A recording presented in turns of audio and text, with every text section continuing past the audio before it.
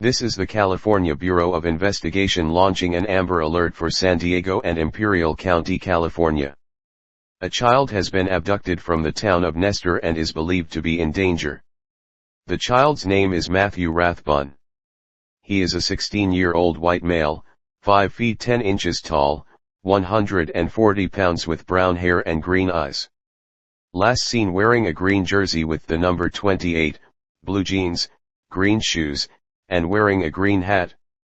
Abducted by his father Abraham Rathbun, a 44-year-old white male, 5 feet 8 inches tall, 170 pounds with brown hair and brown eyes. They may be traveling in a silver 2020 Mercedes-Benz GLE 450 bearing California license plate 3JCJ982.